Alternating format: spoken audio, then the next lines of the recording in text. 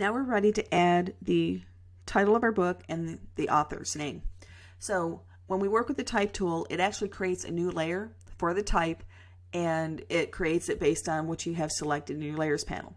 So at this time I have gate 1 selected because that's the last thing I worked on, was resizing my picture of my gate. So I actually want to go to the top of my stacking order. So I'm going to select my flowers layer, and now when I start working with my type tool, the new layers that are created are going to go above flowers. And then I can always adjust those later if I need to. But since this is the title of the book and the author's name, I do want them in front of the graphics that I have already on my cover.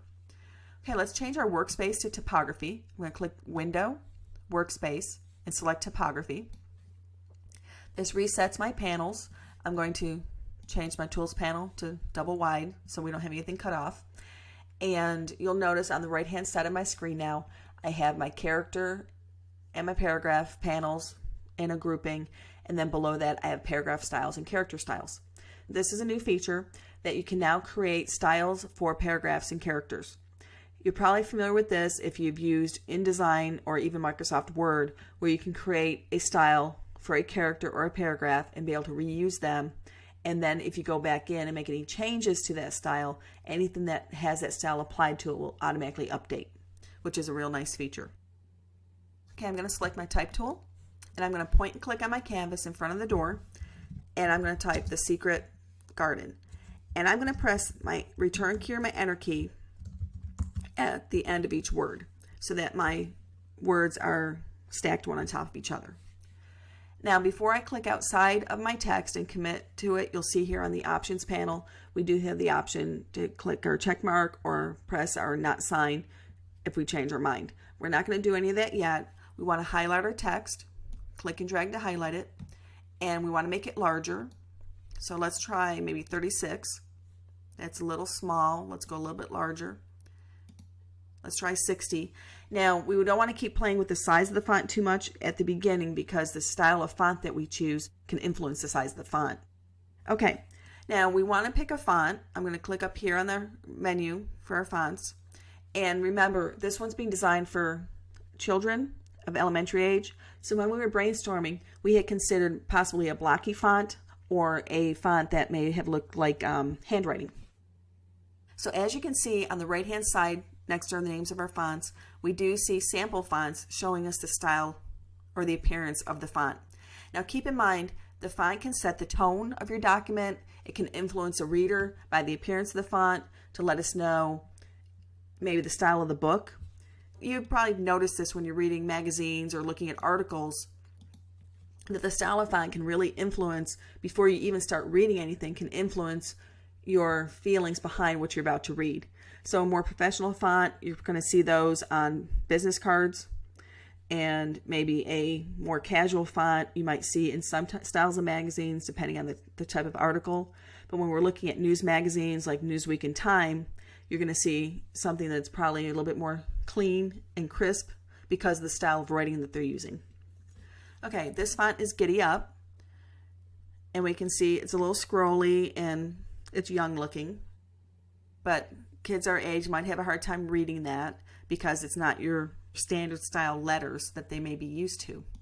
So again, if we scroll up and down on our list here, we can explore some different fonts and see what kind of feeling that we like that it's evoking. That's Gabriola, and you may not have some of the fonts that I have. Here's a good old Comic Sans. I'm sure we're all familiar with this one, and that's many times used with children in mind. You probably noticed it probably in the comic strips. And down here, let's see, that's pretty blocky.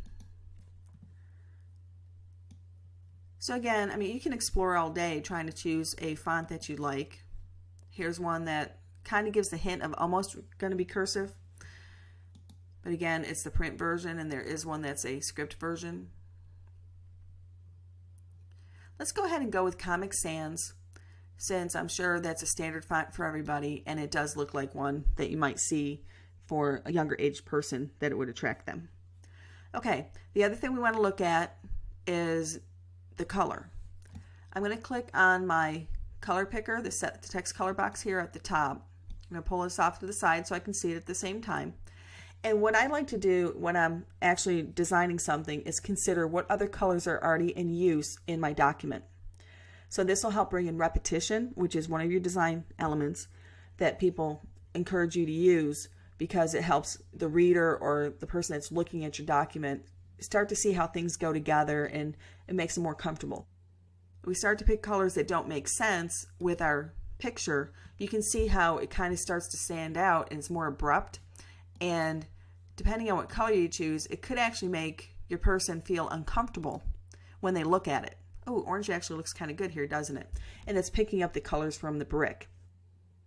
Another thing you want to be cognizant of when you're designing is how your foreground color, in this case my text, looks on the background where I'm placing it, in this case the green door.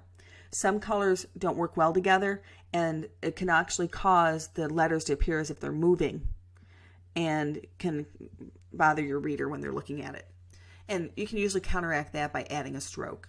So I think I kind of like this orange color. Now we could actually bring our color picker over to the brick and pick up a color directly from the brick, and you'll see that the colors are changing in my color picker window. So if I wanted to, I could actually pull a real color out of the brick that I know actually exists. Or again, once I'm in that area of that color, I can start to click and drag and adjust my colors. And you can start to see when I get the wrong shade of orange, it doesn't stand out as well against the green, and it kind of gets a little blurry. I would say brighter is better. And again, this one, the orange is a little off with that green background. I think I did better before I started looking at the brick. That one looks pretty good. Okay, so I'm going to click OK. Now if you want to match mine exactly, you can actually type in the hex number that you find next to the pound sign. So that's F99020. I'm going to click OK to accept that. And I'm going to go back to my text size and see about size 72. See if that works. And I think it will. So I'm going to go ahead and click my commit key, my little check mark. And I'm going to get my move tool, and I can adjust this inside the door.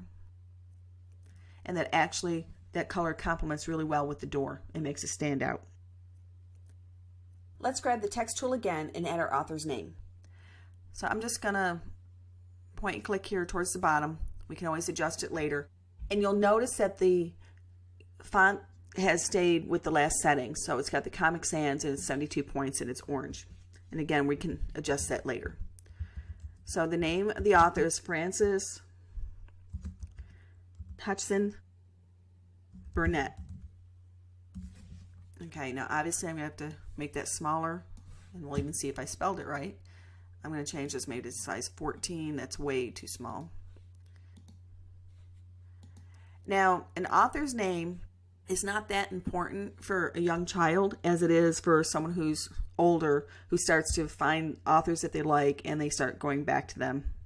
So I would say at this point, the author's name, the size of it being larger than the title or more prominent than the title, is probably not that important because of the age group that we're designing for. Now, I'm going to change the style of the font because it is the author's name, and I want it to be different from the font used on the title because I want it to stand out differently. So let me try Franklin Gothic Medium. I just want something that's a little more trimmed down and more professional looking. We'll see what this looks like. And let's change the color maybe to just a light green. And let me click OK and get my move tool.